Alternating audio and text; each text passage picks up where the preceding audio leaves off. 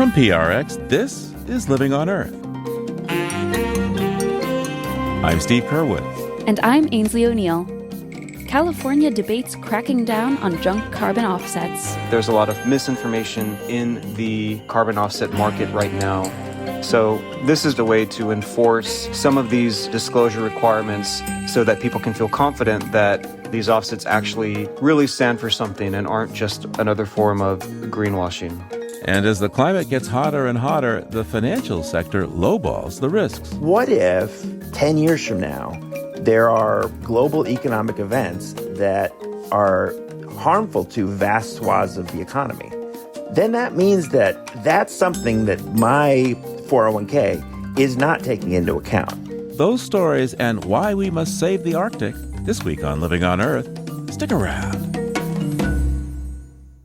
From PRX and the Jennifer and Ted Stanley studios at the University of Massachusetts, Boston, this is Living on Earth. I'm Steve Curwood.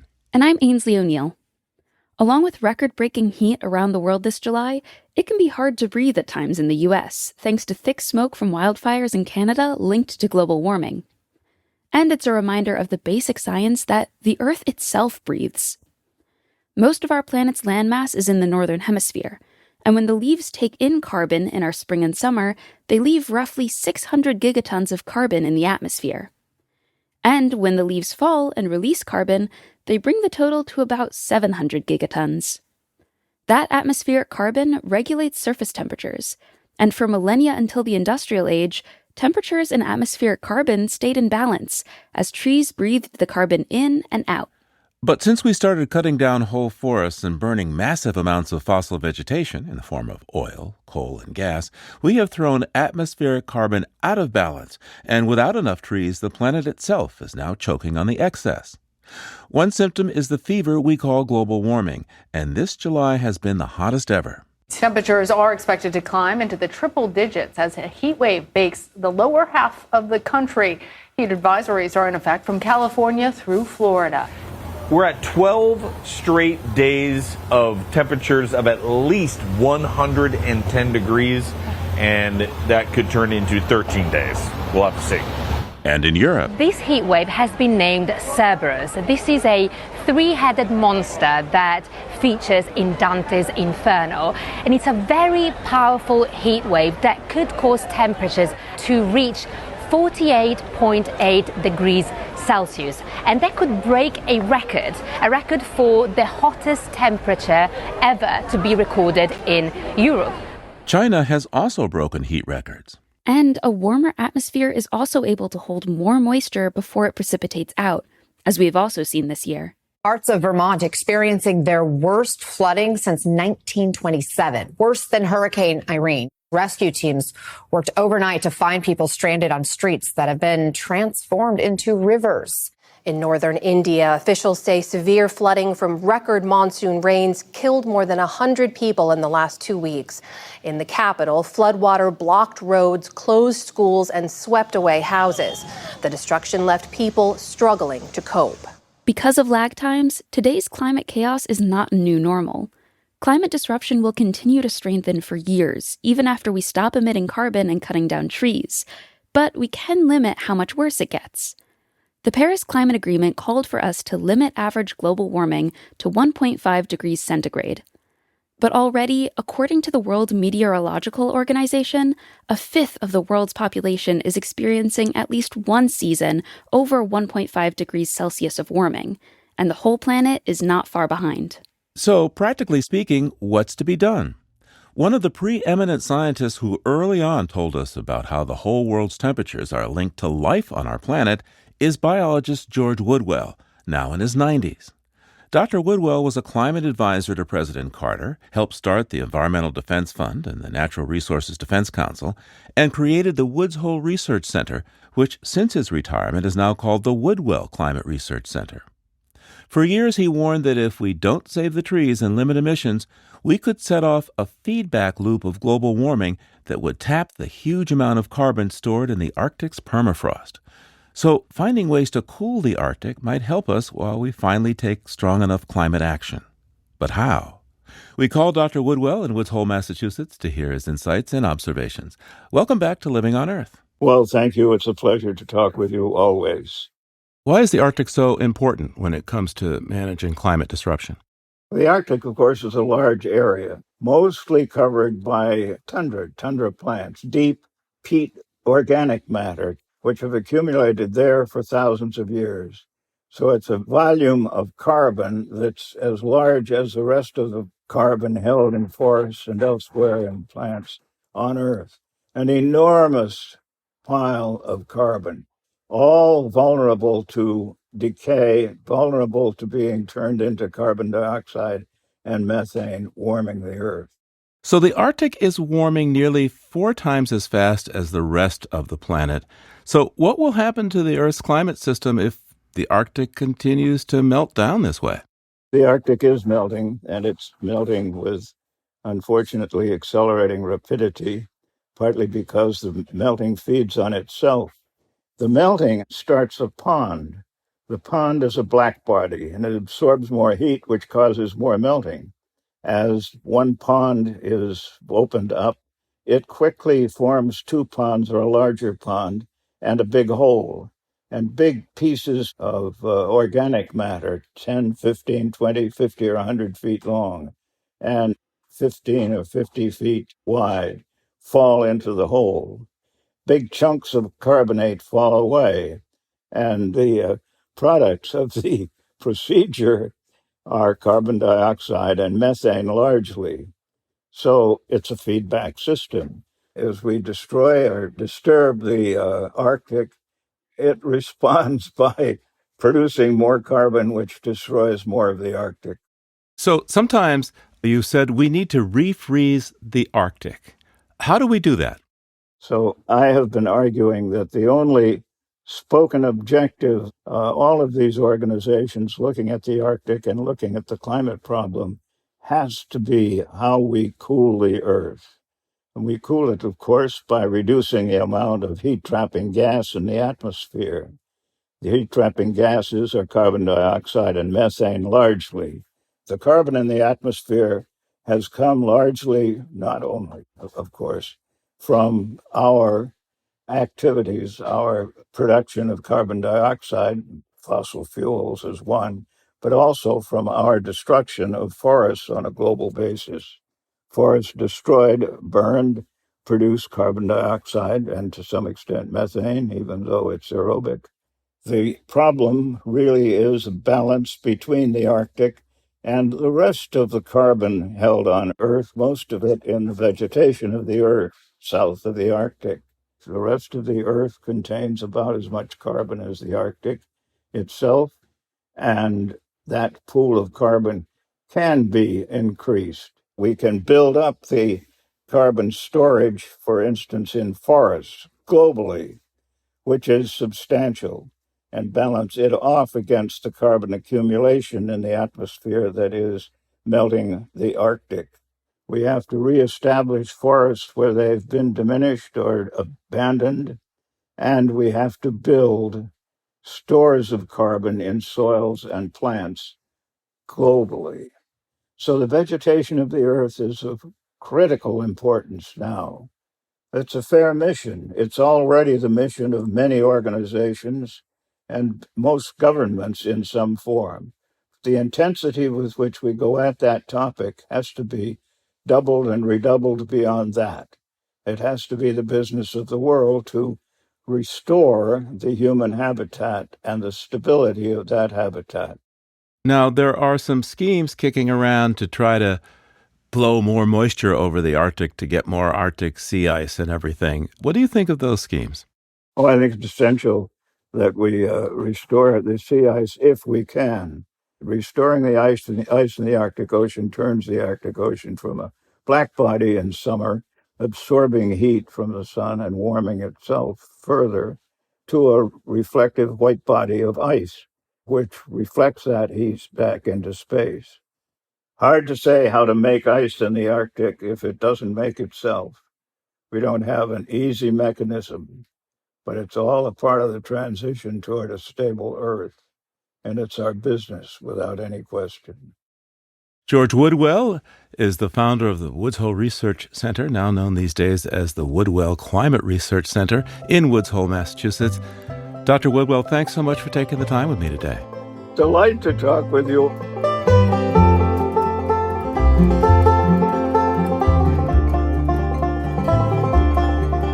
It's time now for a look beyond the headlines with Peter Dykstra, our Living on Earth contributor. Peter joins us from Atlanta, Georgia.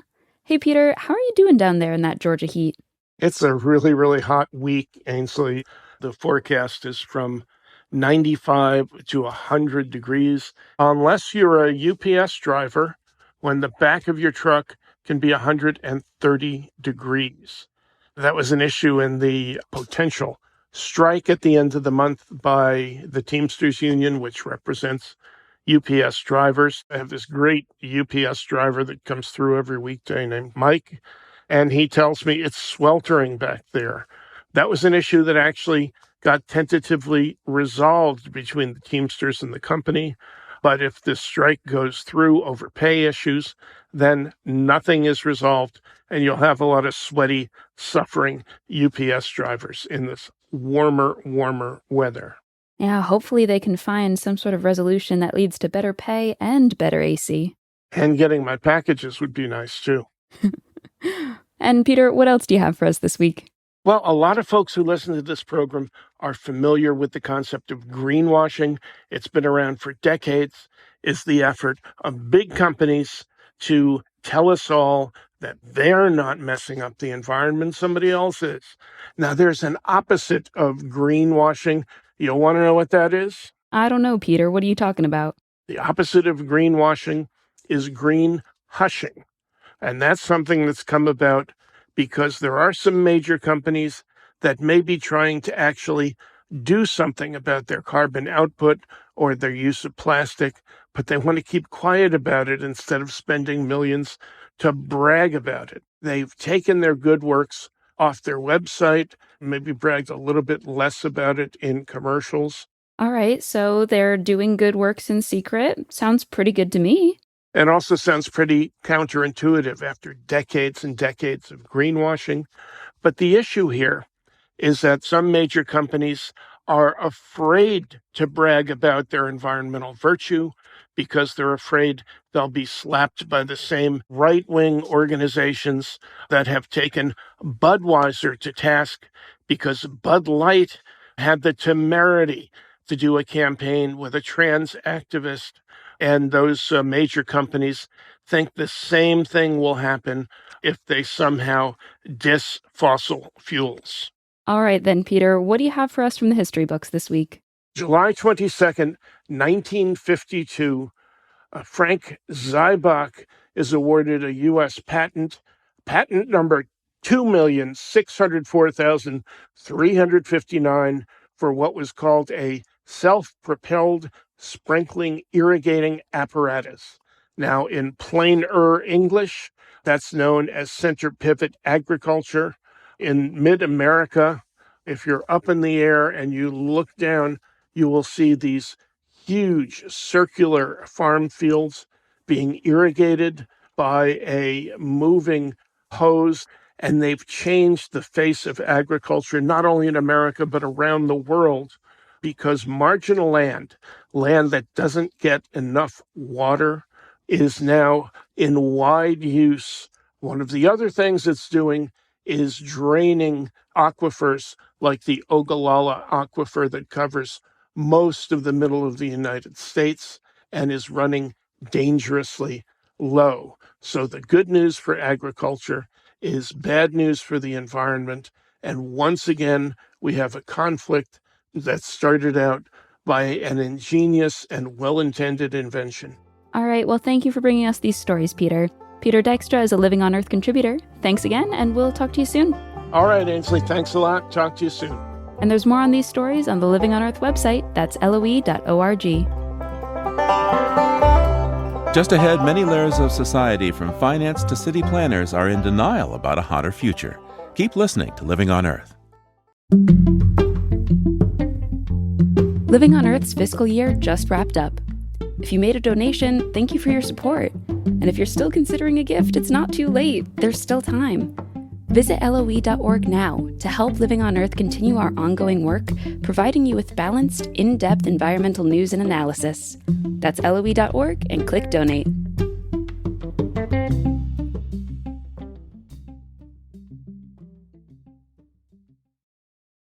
It's Living on Earth. I'm Steve Curwood. And I'm Ainsley O'Neill. As the planet continues to warm, there are numerous consequences for everything from Arctic permafrost to coastal real estate. But a report from the University of Exeter and the Institute and Faculty of Actuaries in the UK finds that the financial sector isn't taking likely climate impacts into account. For example, one model looked at global GDP losses in a world of disastrous 3 degrees Celsius warming, which is double what scientists say is probably manageable for human civilization. But that model did not even include, quote, impacts related to extreme weather, sea level rise, or wider societal impacts from migration or conflict.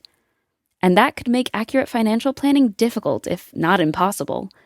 Here to tell us more about these findings is Dan Garino, who covers clean energy for our media partner, Inside Climate News. Welcome to Living on Earth, Dan. Good to be here. First, let's talk about some of the main takeaways here. What are the authors arguing in their report?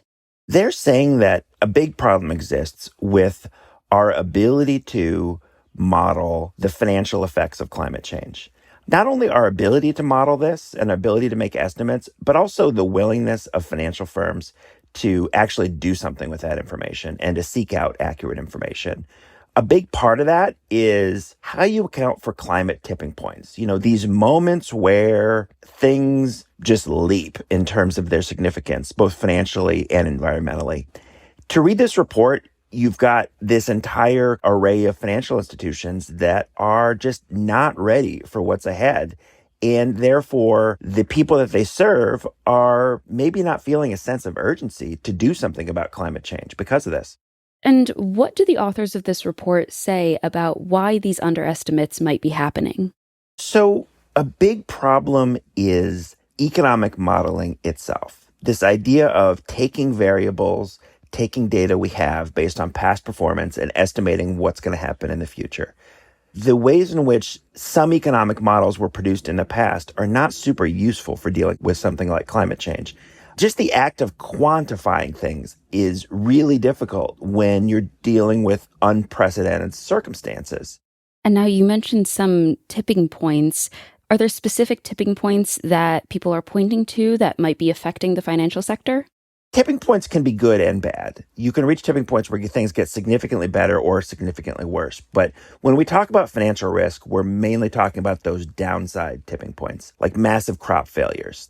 And when we talk purely in terms of climate tipping points, it's this idea of once we reach a certain point, the negative effects increase substantially. And this has an effect across the economy, but then kind of figuring out what that effect specifically is going to be is really challenging. You don't want to just throw your hands up and say, oh, we don't know. Oh, it's probably going to be really bad. You know, it's like, that's not super useful. What this report is saying is that when faced with this challenging set of questions, the people who manage these firms and the people who produce economic models have erred on the side of underestimating the harm.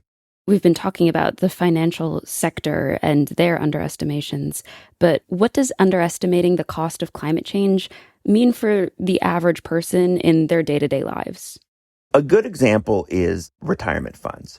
So you look at like your 401k. Most 401k programs will give you an estimate of how much your expected income will be at a certain age based on modeling software, essentially. They basically are saying that using their investment approach and using past performance, this is where you can expect to be when you're 65 years old. But what if 10 years from now, there are global economic events that are harmful to vast swaths of the economy? Then that means that that's something that my 401k is not taking into account. It's the potential for climate change related economic harm to substantially increase almost with each passing year is something that is not accounted for. And in your reporting, you spoke with an economist at Columbia University who wasn't involved in the report that you're reporting on as a whole. And they mentioned that some experts have been warning about the financial risks of climate change for a pretty long time at this point.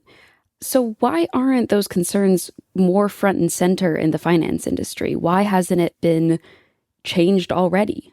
So you're talking about Gernot Wagner, who is an economist at Columbia, and I asked him about this report, and one of the things he said is, well, yeah, I've been talking about this for decades, and there are other economists who have been talking about this for a long time.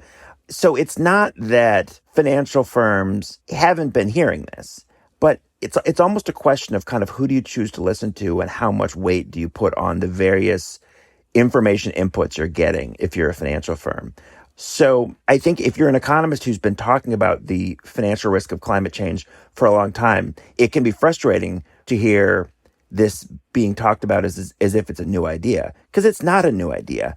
What's new is the volume is really being turned up. It's like the level of emergency is higher than it was before.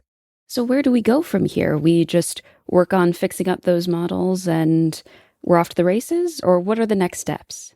So in the short term, this organization that issued this report, they would like pension funds in the UK to use better models. So they're trying to kind of move the needle locally to make it so that those who really downplay climate risks and are relying on models that have low estimates for climate risk, that those can kind of be pushed aside in favor of models that are going to give more credence to the idea of tipping points potentially increasing financial risk substantially. But there's a larger issue, which is just the whole global financial system, and this need to estimate what climate change might do to all of the assets, all the major assets we have, whether it be our retirement funds, whether it be our houses, whether it be, just about anything. I think that this report from the UK is a good opportunity to talk about that larger set of concerns. Well, so yes, the report is from the UK. What are you seeing more globally on this front, in the US and elsewhere? There are a variety of attempts to require companies to disclose their climate risks. There are attempts to do that at the state level. There are attempts to do that through financial regulators. Disclosing your climate risks is only part of the challenge. You also need to make sure that those disclosures are accurate and are based on reliable information. But there are versions of this same discussion happening in the United States. And you're seeing more of this in states that have been more kind of ahead of the curve in dealing with climate change. It's ultimately, though, something that, any shareholder should be concerned about. I think you're going to see this increasing kind of volume, kind of just turning the volume up on this discussion and trying to make it so that we have a better idea of what the future might look like. What that means, though, it's going to be a frustrating level of uncertainty because you have this wide variety of outcomes. We don't know which one we're going to get. And a lot of that depends on actions that we're taking right now in terms of policy, in terms of reducing emissions. And to truly grasp with that level of uncertainty and just how unsettled a moment we are in right now, it can be frightening. But I think that that's where this conversation needs to head. Dan Garino is a reporter for Inside Climate News. Dan, thanks so much for speaking with us today. Thanks for having me.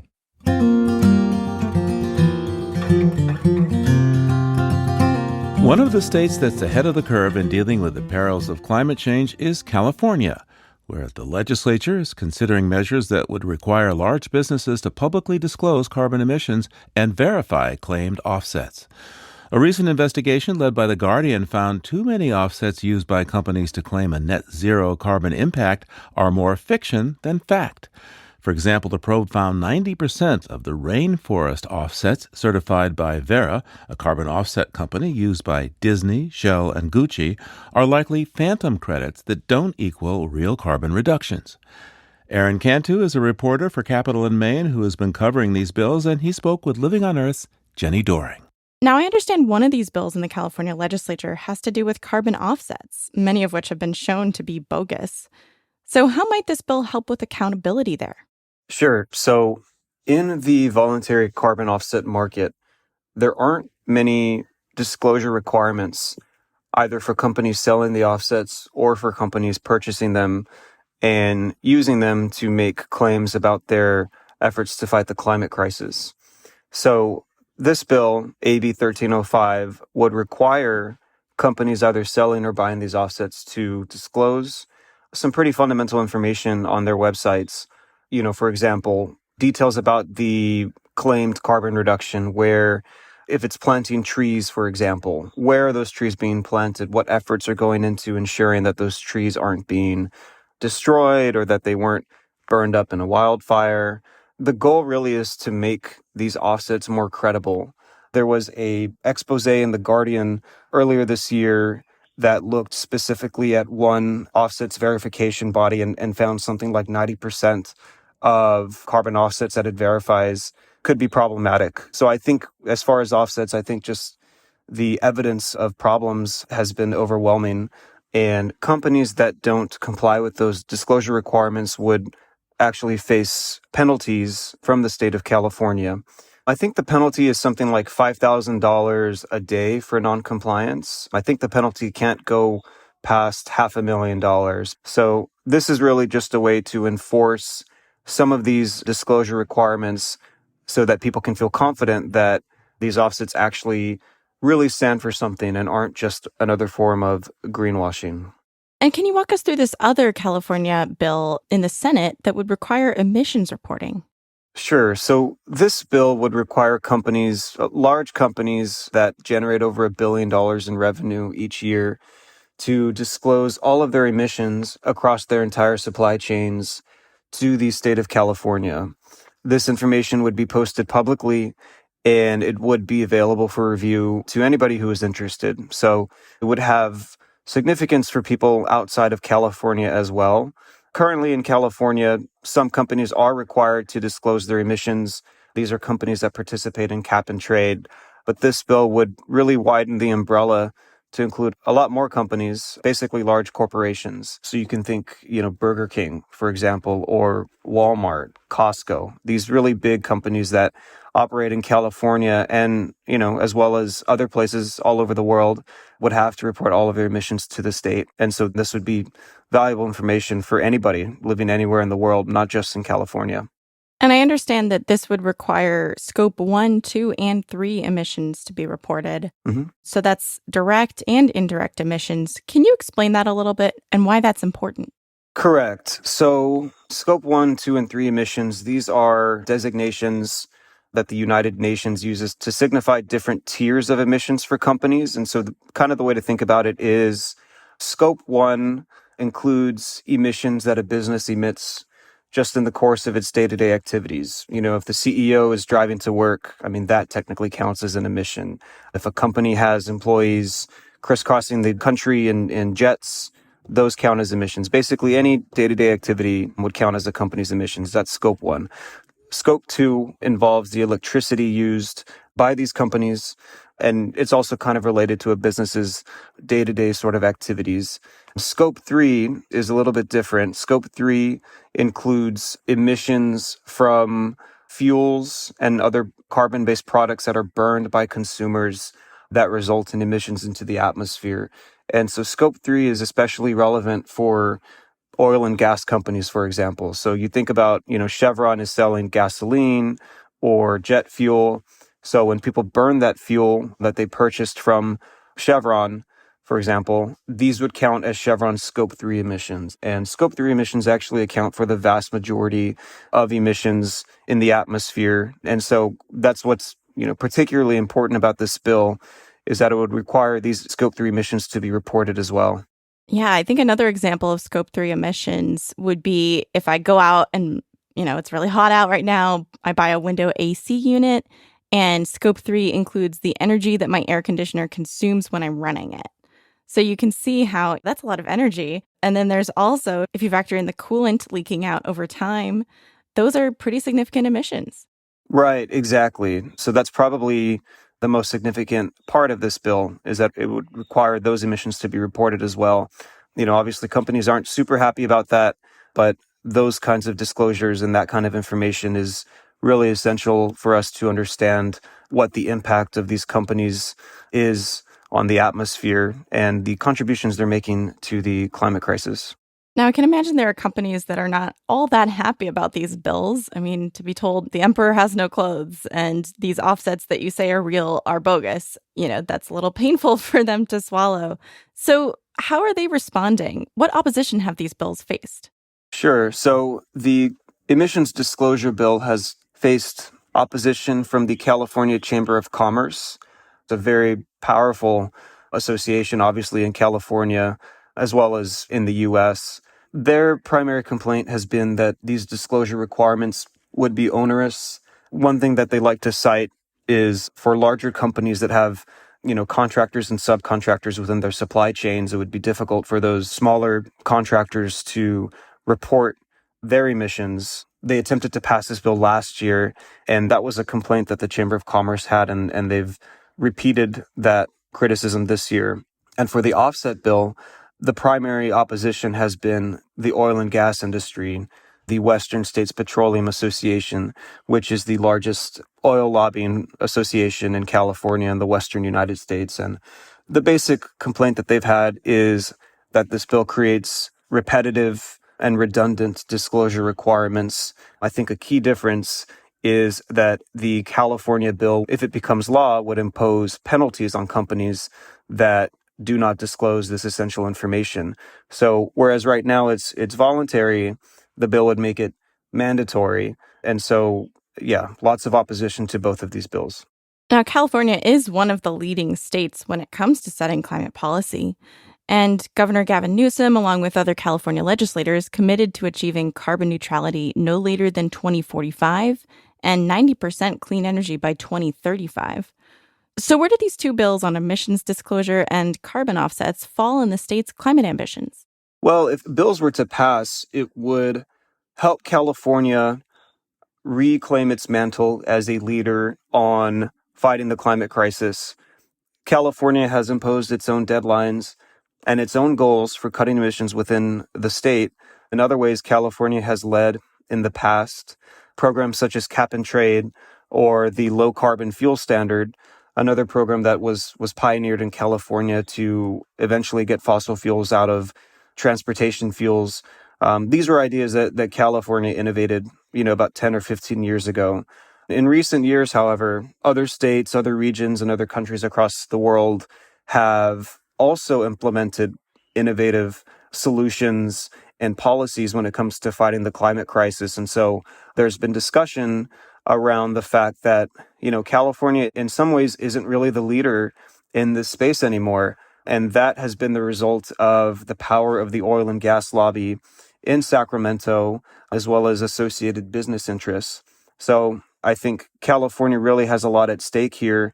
If it doesn't pass these bills, then I don't think California can credibly claim to be the leader in fighting climate change that it likes to present itself as.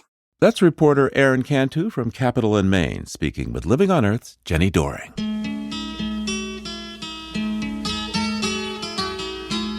Coming up, we travel in the dead of night to Everglades National Park to study the feeding habits of alligators. Stay tuned to Living on Earth. Support for Living on Earth comes from Sailors for the Sea and Oceana, helping boaters race clean, sail green, and protect the seas they love. More information at sailorsforthesea.org. Support from our listeners is key to helping us continue providing detailed environmental news and analysis. Go to LOE.org and click Donate to learn more. It's Living on Earth. I'm Ainsley O'Neill. And I'm Steve Kerwood.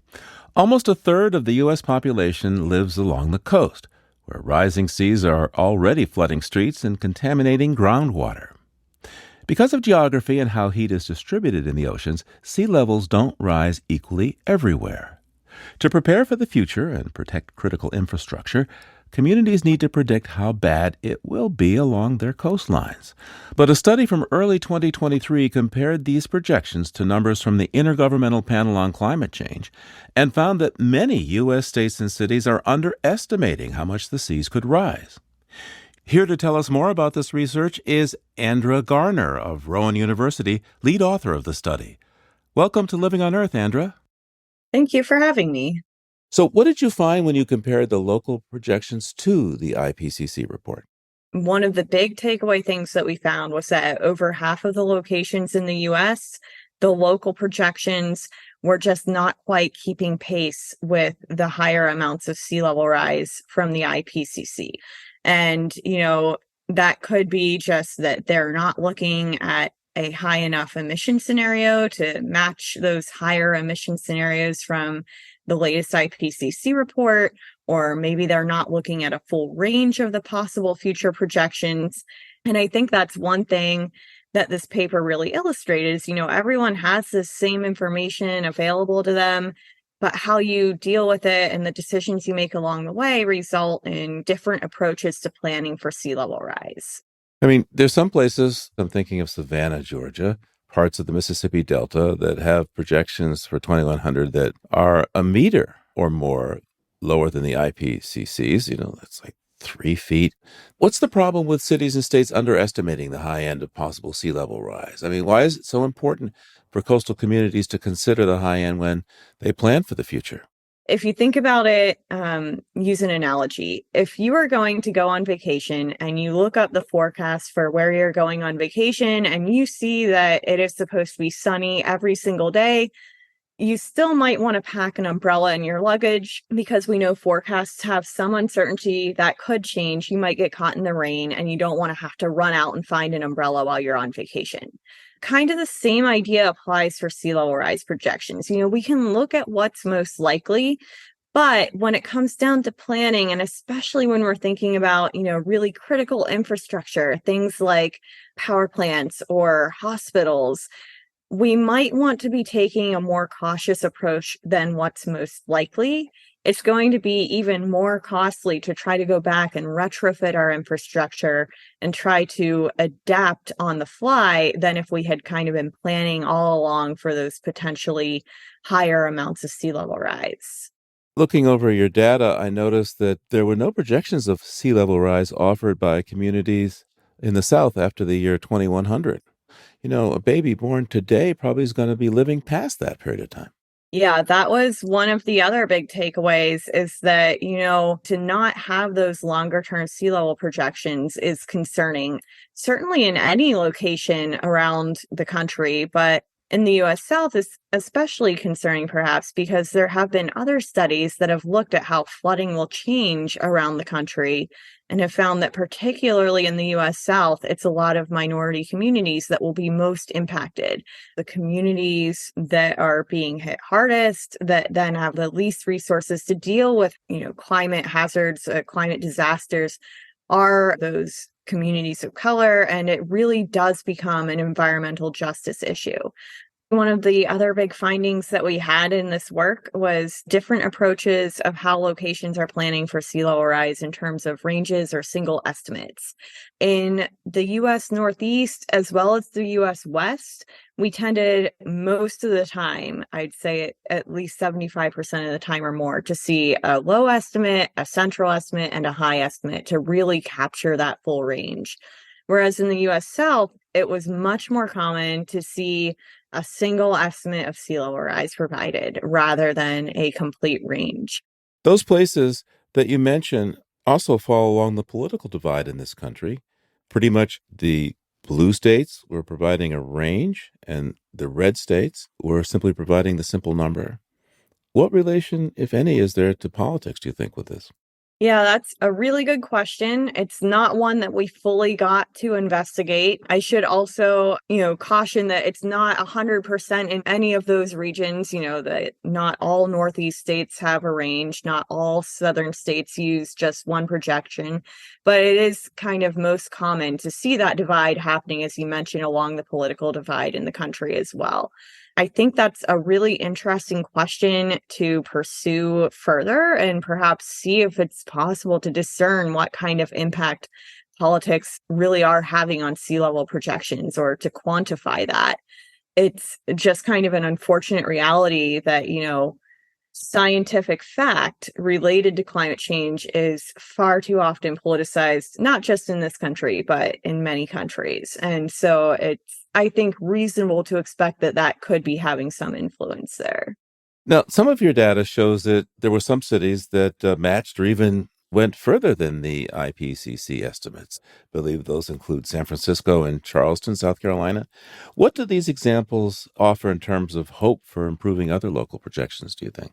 Yeah, I think that's a really important point. It's very easy to look at this study and see, oh my goodness, over half of the locations in the US aren't planning for sea level rise appropriately. But there is that line of hope where we do see other locations, like you mentioned, San Francisco, Charleston, South Carolina, some locations in Florida, other locations in the Northeast, and places like Oregon that do have those reports that are doing a better job of, like you said, either keeping pace and being very close to the amounts of that higher end sea level rise projected by the latest IPCC report, or even making projections that kind of exceed that higher amount from the IPCC report.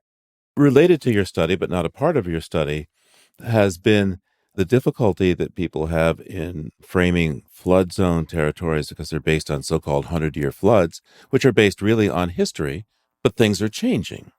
Our understanding of what sea level rise is going to do keeps changing, and there's a lot of variability in it. How do local and statewide decision makers deal with something that really is a moving target for them? Yeah, and that's one of the really big challenges. And I think that, when we're writing policy, we want that policy to be relatively certain. And it's very common for decision makers to just want to know where the line is drawn, to have that number to put in a document that says this is how much sea level rise we should plan for. The unfortunate thing is that sea level rise really is just inherently uncertain. We have uncertainty related to things like how Antarctica will melt, but also related to things like how will human emissions of carbon dioxide evolve in the future? Because if we emit less, then we'll see less sea level rise. But if we emit more, we definitely see more sea level rise. So there's just inherent uncertainty in this problem, which makes it difficult to deal with. The good news is that there is a lot of information available to local decision makers to kind of estimate their local sea level rise. Whether that's information from the National Oceanic and Atmospheric Administration sea level report or the IPCC, or even, within the academic literature, there have been several open access papers published looking at local sea level rise around the world. As you mentioned, it's a moving target, which makes it especially difficult to try to deal with. And I think, maybe to some extent, we also just need to develop the frameworks to allow us to have that flexible ability to adapt our policies as we see changes happening. Andra Garner is an assistant professor of environmental science at Rowan University. Andra, thanks so much for taking time to speak with us today. Yeah, thank you very much for having me. It's been great. Alligators have such gaping jaws, you might wonder what they eat. For one group of researchers looking into this, the answers so far point to snails and amphibians like the giant salamanders known as amphiumas, rather than fish or hapless mammals that walk too close to swampy waters. Living on Earth's Don Lyman spent a night in Florida's Everglades with the team investigating this.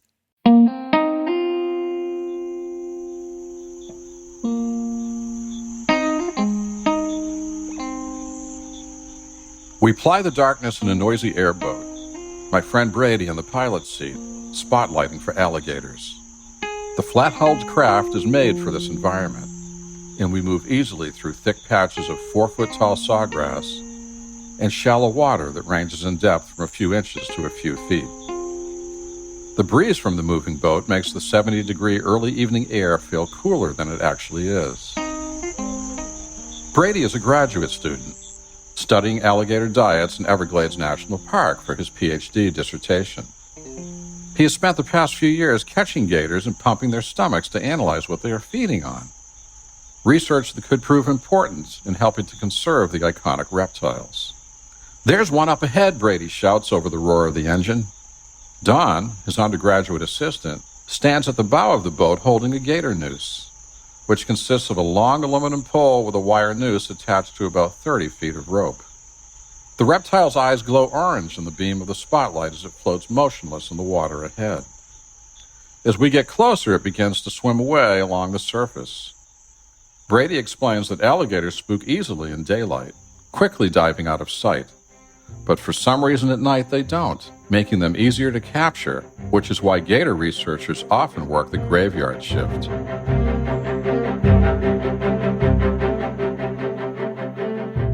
Don steadies himself as Brady maneuvers the boat closer to the swimming animal.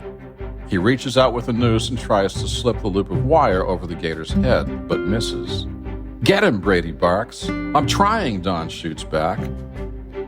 When we get close, Don tries again, but again he misses. "Just get it on him," Brady yells. On his third attempt, Don lassos the gator, which dives underwater with a splash of its thick, powerful tail. It pulls on the line, occasionally surfacing near the boat, thrashing wildly.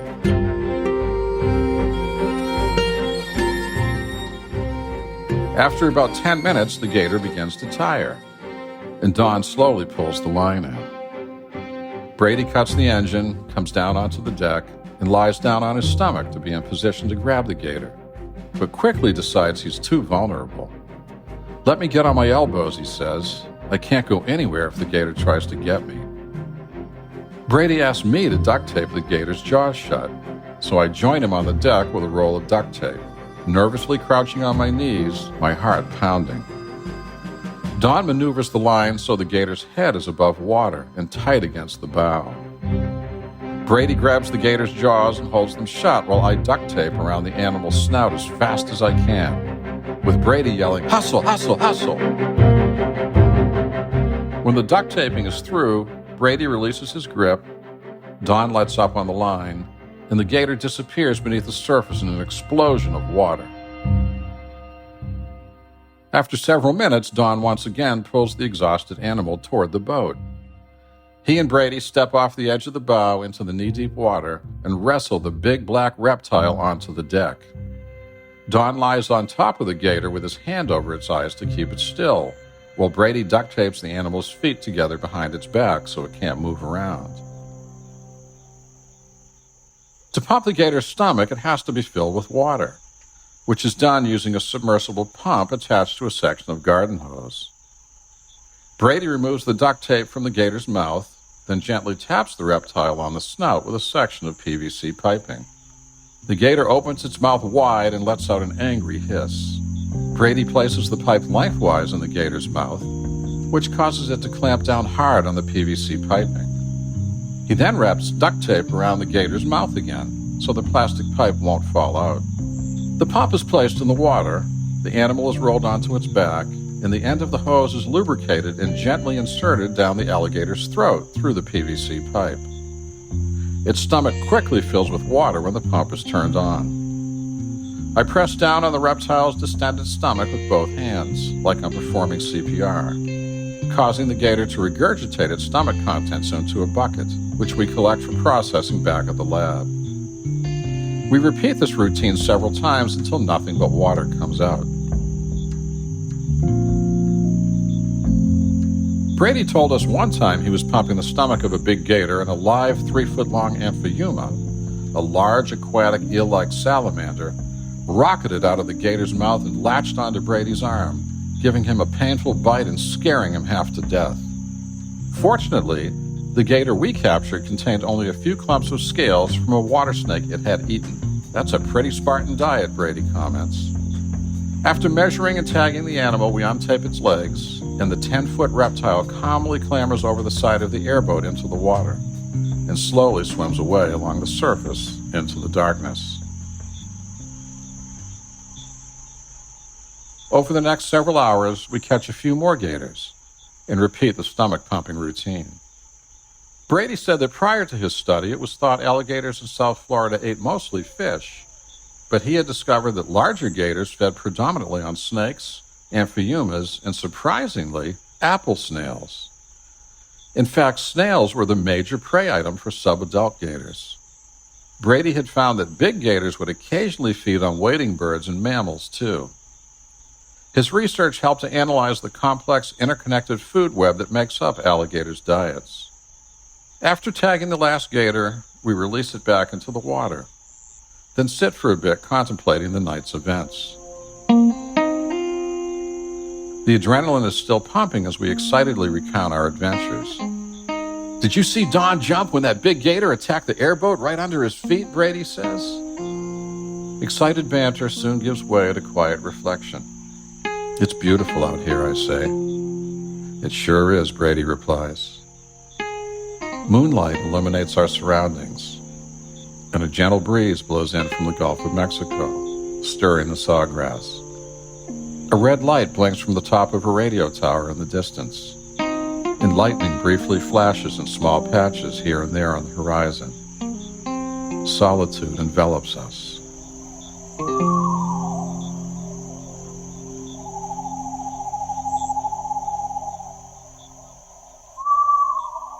That's Living on Earth's Don Lyman.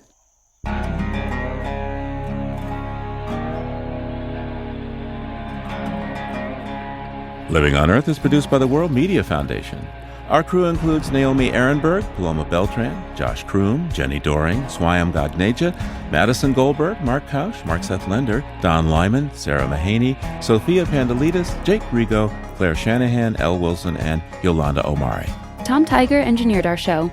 Allison Lierstein composed our themes. You can hear us anytime at LOE.org, Apple Podcasts, and Google Podcasts. And like us, please, on our Facebook page, Living on Earth. We tweet from @LivingOnEarth, and find us on Instagram at Living on Earth Radio. And you can write to us at comments@LOE.org. I'm Ainsley O'Neill. And I'm Steve Kerwood. Thanks for listening. Funding for Living on Earth comes from you, our listeners, and from the University of Massachusetts, Boston, in association with its School for the Environment, developing the next generation of environmental leaders, and from the Grantham Foundation for the Protection of the Environment, supporting strategic communications and collaboration in solving the world's most pressing environmental problems. PI